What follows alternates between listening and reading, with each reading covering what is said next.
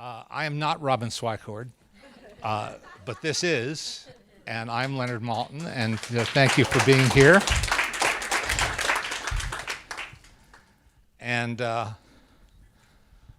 I got to see this film last Labor Day weekend at the Telluride Film Festival, where I also had the good fortune to talk to Robin and her stars. And that was a wonderful conversation, and very exciting because that really was its first showing, wasn't it? Yeah, I had finished making the film 4 days before the Telluride Festival. So it was really like someone had picked up the rock and said, "Run." So was that your first audience reaction then? Yes, it was. Thank God it was a good one. Mm-hmm. It would have been so hard otherwise. You can tell when people are indifferent or just being polite. Mm-hmm. I think. Oh, definitely. No, they were actually enthusiastic. Yeah. But what I love, I was reading over some of the production notes on the film today, and since you admitted this line there, I'm taking the liberty of asking you to repeat it here. Tell everybody what Bryan Cranston said when he finished reading it. Oh, he said, "This is a strange movie." He actually that was what he greeted me with. I had to. He was doing a play in New York. He was playing LBJ, mm-hmm. and I got to meet him sort of, I think, either between performances or right before the performance. And we met at a restaurant around the corner. And when I walked up to the table, of course, there was Bryan Cranston. You know? And he looked at me and he said, "This is a strange movie." And I couldn't defend it. You know, it is a strange movie. Well, I was going to say it's not so much a judgment as a definition. It is a definition, and one of the things that I felt as we made the film is that the film is strange, but it's not stranger than we are. It's not stranger than people are, mm-hmm. and that it is actually a really human story. Well, of course. I mean, but one of the things I like about it is that it doesn't provide you with all the answers. It doesn't fill in all the blanks, and it assumes not only an intelligence on the part of the audience, but a curiosity, you know, and a either a desire or a willingness to accept it on those terms. Did you ever question that? We had many conversations, especially in the editing room. You know, at the writing level, you just sort of say, okay, well, this is the movie that I want to make. So I'm writing down the movie that's in my head. This is what I'm seeing. This is what I want. And then you put it out into the world and you hope that there's going to be an actor who goes, okay. So I got the okay. And then I didn't worry for a little while. And then when we were making it, it was such a powerful experience to work with Bryan. I didn't worry about that. I got into the editing room, sitting there with my editor, and we would look at each other and go, God, this movie is really weird. Can we think of another movie that's like this movie? And we were stumped. We could not mm-hmm. think of anything else mm-hmm. that resembled this film. And so I had some moments of anxiety there, not about what we were making, but about how it would be received. Mm-hmm. So what kind of not just questions, but what kind of dilemmas did you face in the editing room, and how did you solve them, or how did you arrive at solutions for them? Well, my first problem solving was to hire Matt Maddox, who was a great editor. Mm-hmm. And he had a background in special effects, visual effects rather, when he was young, when he went to trade school. That's what he learned and what he did for 10 years. And so when he became a film editor, he brought that whole package with him. So some of the first things that we had to solve were places where the footage was just literally rough, because we had to shoot this in 20 days. And so if we would say we've got 2 takes here, and we're panning over, and we're going to catch her just as she comes out of the house. Okay, well, that didn't work. All right, let's change the cue. Okay, we're panning over. We're going to catch her just as she comes out of the house. Okay, that didn't work. Well, we have to move on. And so what my editor knew how to do is he knew how to do the little rotogravure piece in the editing room on his own little kit of visual effects things, and make that pen land right on her as she came out the door. So that was the first thing. It was just a whole layer of filmmaking, problem solving. And thank God he could do that, because the film looked better than it had any right to look, honestly. In terms of the next part of it, it is looking through the treasure trove of what Brian was giving us, because he's a very playful actor. And so he would do he would do as written, and then he would do things that he was trying and finding. And that's what I wanted when I cast him, and that's what you get with somebody as intelligent and playful as Brian is. So then it was decision making. Is this too comic for this moment? Are we laughing too soon? You know, you have to make kind of judgments like that so that you're kind of literally shaping his performance as you go along. It's not that you're trying to make a performance out of nothing. You have everything. You just have to make the one that's right for the film. Well, I'm trying to think of a specific thing to ask you about, but let's continue on that beat, because he had the challenge, as did Jennifer Garner, but in a different arena. He had to act by himself on camera, and a lot of times he's looking at things and supposedly seeing them, but he's not, because that's not how you shot it. Not possible. So he really was on his own. How did you try to help him, or what did he look to you for guidance, for help, for as a sounding board? Now, not in your capacity as a writer so much as a director. Well, yes, absolutely. I mean, once we had sort of looked at the script together and said, okay, this is the script we're going with, and he had a few ideas early, then the real process began. And there were different parts to that. But the most important part is the way that Brian likes to work. And he likes to work this way no matter what he's doing, whether it's you're by yourself or whether you're working with another person. And it's a very, very close reading of the screenplay. He takes it beat by beat, line by line, visual image by visual image, all the way through. It took us about 2 weeks, working about 4 or 5 hours a day to do this. And then he would test things. He would say, well, what about in this moment if I don't sit down with my food? What about if I open it, I see the food, and I just take the baked potato, and then I go upstairs?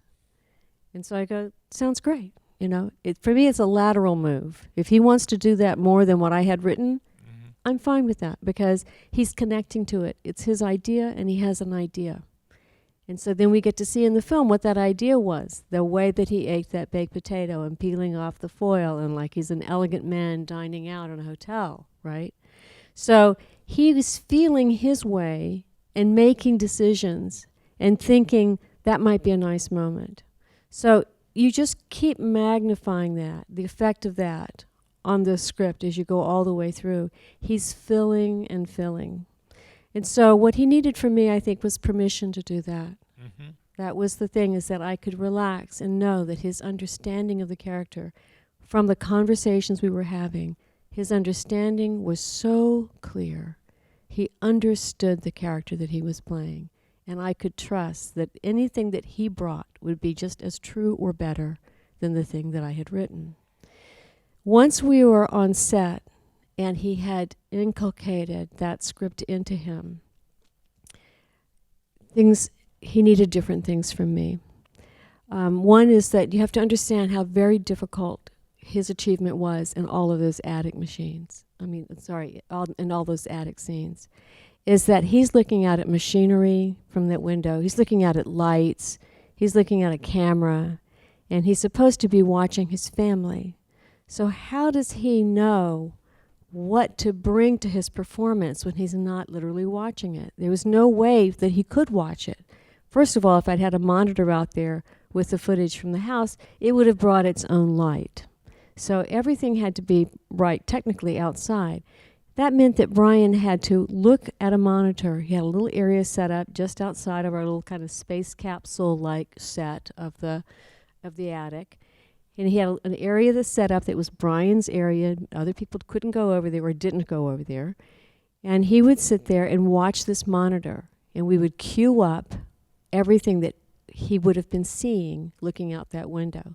And he would have to sit and memorize the visuals. She's here, she crosses through the sink, she does that, the kids get up, they walk over here. He has to keep playing this in his mind. He comes onto the set and he's playing it as he is giving his performance. And sometimes you could see him in the editing room, I could see him lose the thread. Like, what comes next? And he would just reset.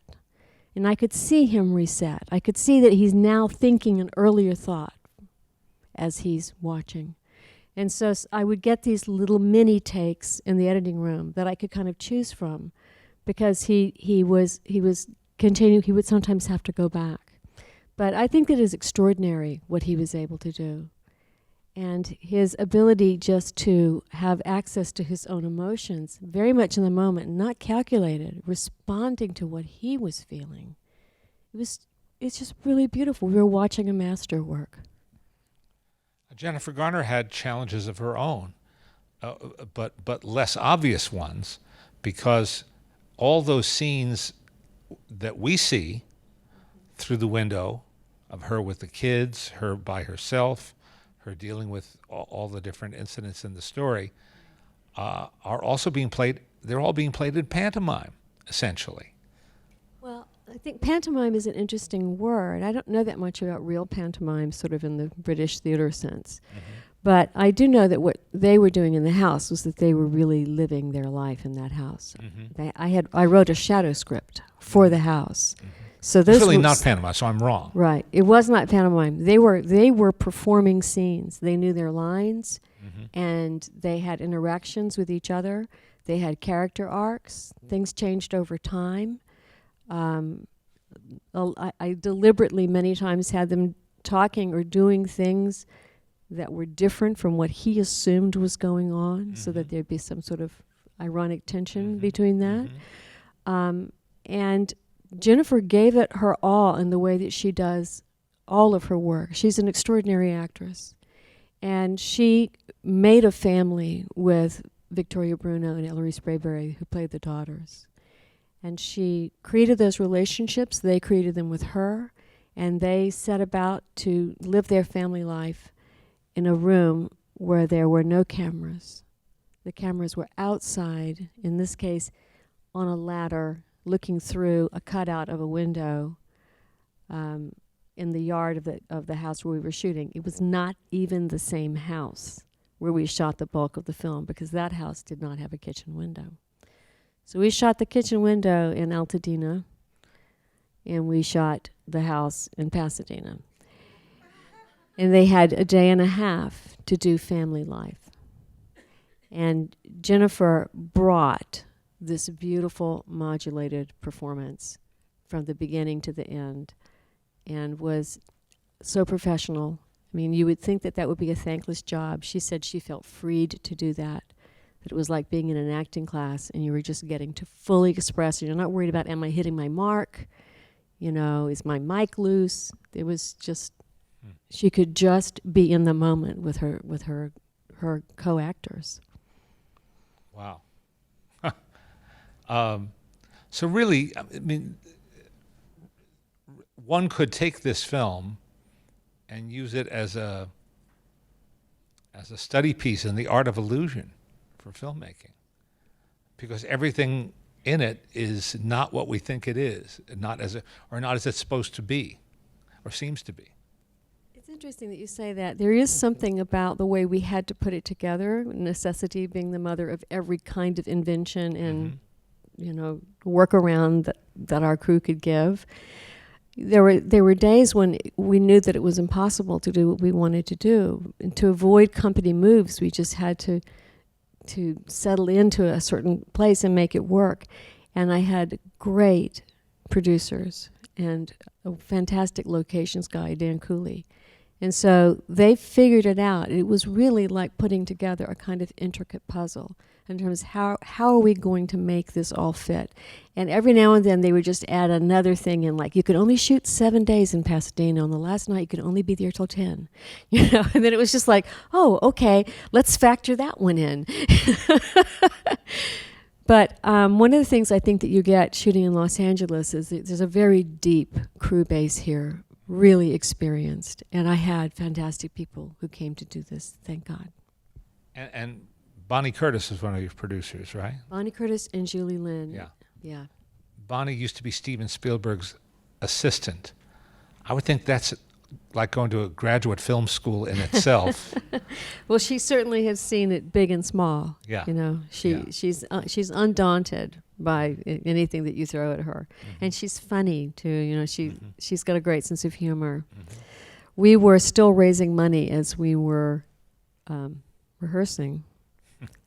I'm not going to say that we were still raising money when we were shooting. I think we had gotten that taken care of, but certainly at the point where we were doing walkthroughs on sets, they were still trying to put together the last piece of financing. And I actually have a little video on my phone of walking through a room, not that we had offices, but walking through a room where Bonnie was crouched at a table on the phone, and she's looking at me. And I guess she was on the phone with one of the financiers, and she gives me the thumbs up, and she goes like this, and she goes, "I think I just got the last 100,000, you know."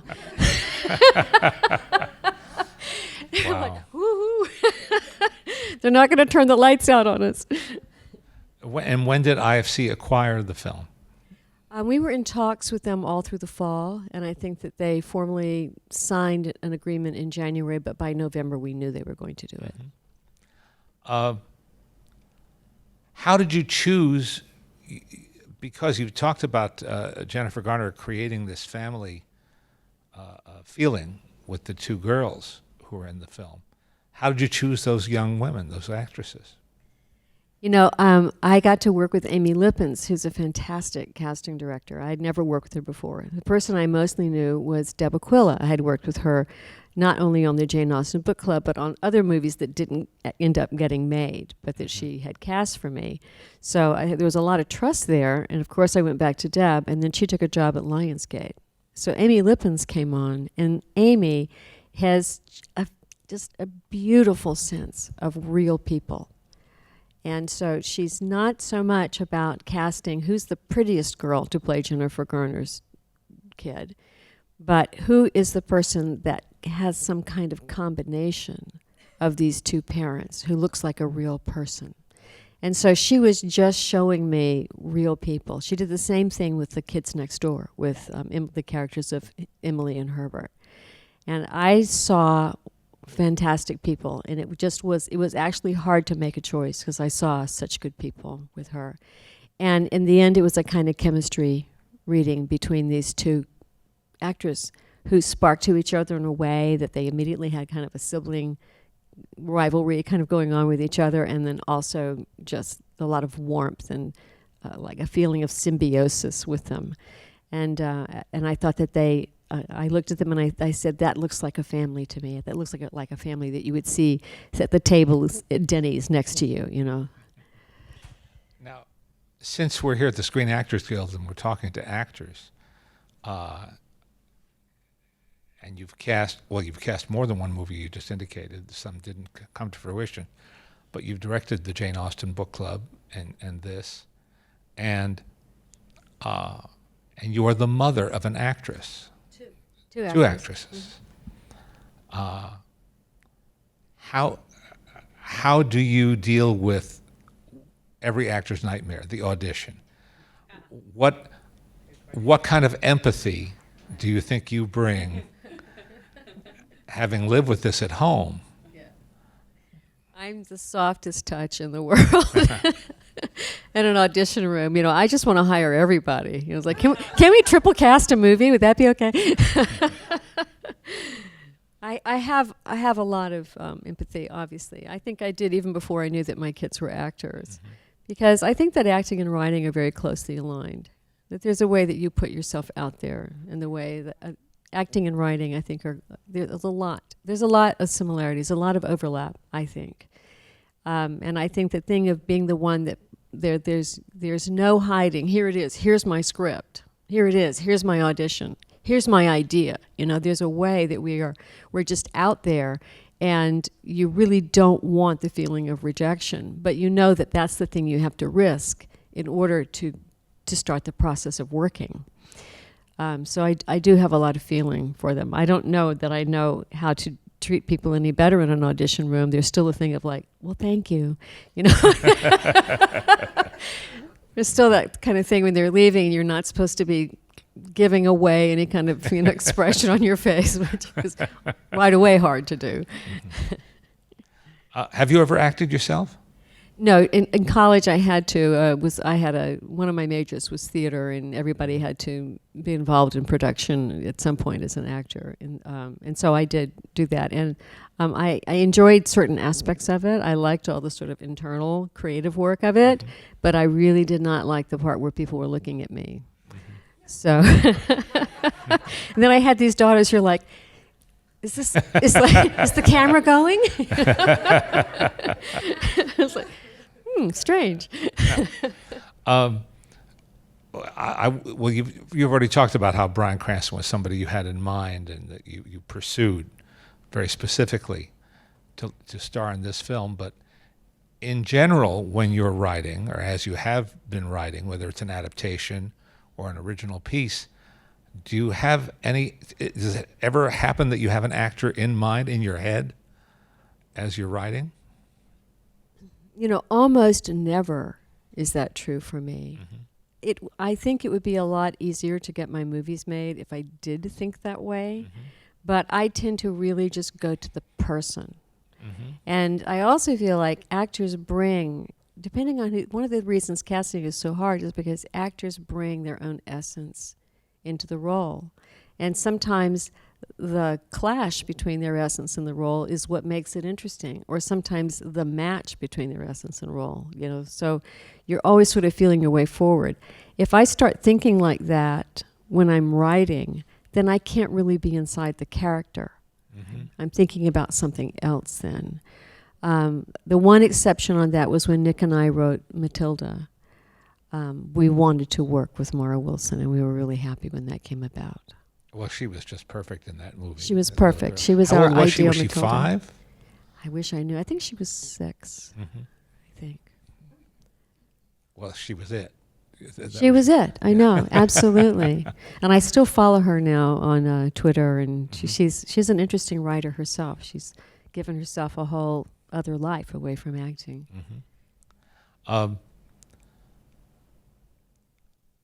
As a director, what's the biggest lesson, having been a writer, having been a writer of some experience before you directed?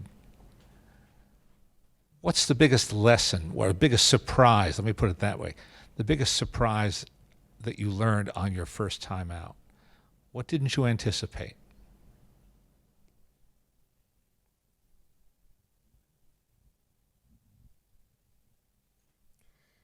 I think I was surprised mostly by how long you are the director of the film. Because even though you are the writer of a film for a very long time, 20 years on The Curious Case of Benjamin Button, you're not continuously in the service of this one project.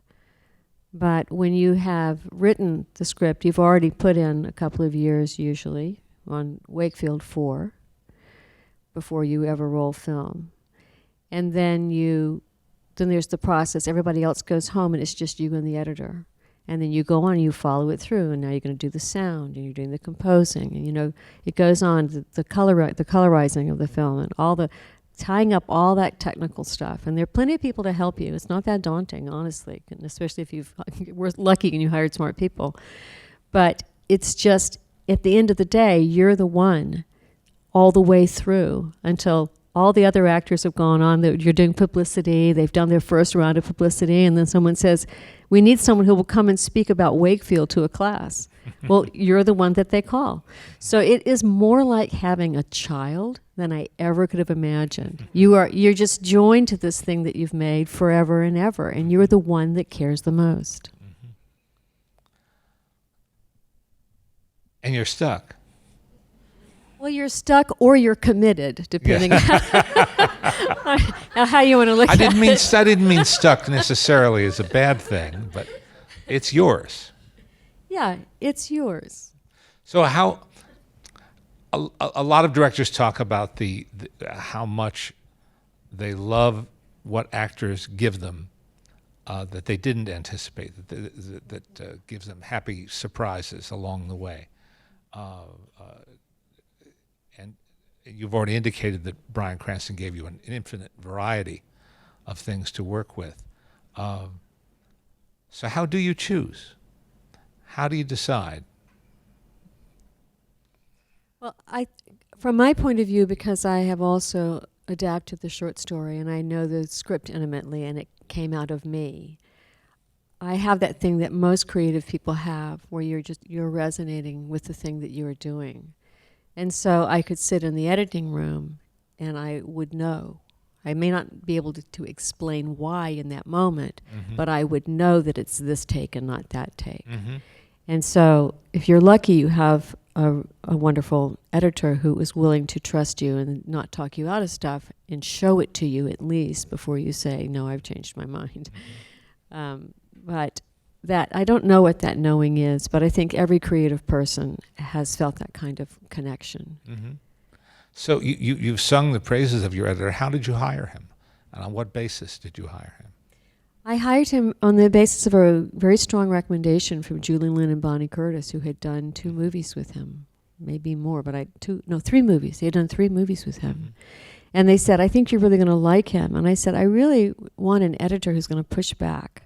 Because I wrote it, I directed it. I want somebody in the room who's going to say, I think you're wrong. And so I had lunch with Matt, and he was such a nice guy. He's from Valdosta, Georgia, which is not that far from the town where I grew up. And he has very, he's impish sense of humor, but he's polite. That was the way he was raised. And so on meeting him, I thought, I don't want to be in a room with somebody who's not going to say, you're making a huge mistake. And so I said that to Julie and Bonnie, and they started laughing on the phone. And they said, oh, don't worry. Oh, Matt's going to push back. And we did have a great working relationship. So how close is this to the script and the movie that you envisioned in your head? Honestly, I can say with tremendous gratitude that this is very close to what I wanted. And because I've never read it, how closely does this resemble the Nathaniel Hawthorne story that inspired E.L. Doctorow? It's quite different. I mean, one of the wonderful things that Nathaniel Hawthorne did in his short story when it was published like 170 years ago or something, he made an invitation to the reader where he more or less gave you a praise of this is a story of this guy who walks out on his wife and he moves across the street and he watches her for 20 years. And then he issues an invitation where he says something like, you can follow along with me as I tell you the story, or you are free to ramble off on your own. And a lot of literary authors took him up on that invitation. So if you start searching for it, you see that there are different people who've done variations on Wakefield. And I just happened to pick up a New Yorker that had E.L. Doctorow's version on it. In the Hawthorne story, it's a guy he kisses his wife goodbye with a little smile on his face. He walks across the street and takes a room in a boarding house. And so he really only sees his wife as she comes and goes from the front door of the house. And he says that he stays there for 20 years. And then at the end, he comes back in and says that the wife took him back and then things proceeded smoothly to the end of their days. So, that's one guy's opinion. I'm like, 20 years, really? I don't know if she's going to take it back so easy. It's like a fantasy. And Doctorow took a different direction. He took it. He said, I'm going to place it here. One of the things I like about Doctorow's novels especially is that he's always stepping into history and making it feel contemporary. In this case, he said, I'm going to step into the now, right here and now. It's going to be a suburban guy. He's commuting in and out of the city, a little disconnected from his family already, and what happens when he steps out. And he was very open, Doctorow, I have to say. We had wonderful conversations and email exchanges and phone conversations. I went to spend time with him in New York. And in all of our conversations, he felt open about letting me explore what I wanted to explore within the short story. And so I've always felt about that short story that he could have written a novel about it. There's so much there to explore. And that instead I got to sort of do that deep digging and expanding and meditating on their marriage and so forth that he didn't actually do in the short story. In the times you've shown this to audiences, and I know it hasn't been that often yet, have you had people pounce on you afterwards with questions, expecting you to give them answers? I think it's a really common impulse because of the way the film ends. This film went to 5 festivals in the fall. 2 of them were big festivals, Telluride and Toronto, and the others were Austin Film Festival, East Hampton, and the Virginia Film Festival. And in the East Hampton and Virginia Film Festivals, that's all people want to know is what happens after the last frame. You got blackout. Well, what happens? And in Virginia, I actually took the microphone and I handed it down to the audience, because every single person could finish it a different way. When I was in the editing room with my hilarious editor, Matt, we had a joke poster for the Wakefield, and the tagline was, "Wakefield, see the movie, then have dinner." Because there is a lot to discuss after you see the film. Have they taken up that idea? It's not a bad idea. I've seen a lot worse campaigns for movies. Can you ever see picture yourself directing something you haven't written? I don't know that I will ever get the chance to, but I would be open to it. Do you think a director becomes, you've observed this in your husband, Nicholas Kazan, has also, like you, written and directed both. Do you think a director can become as close to the material as a writer is? That's something I don't know yet. I've had the experience in films that I've written where I felt that the director wasn't as close in some cases to the material as I was. And that's been a frustration. But every writer must feel that. I don't know. I really don't.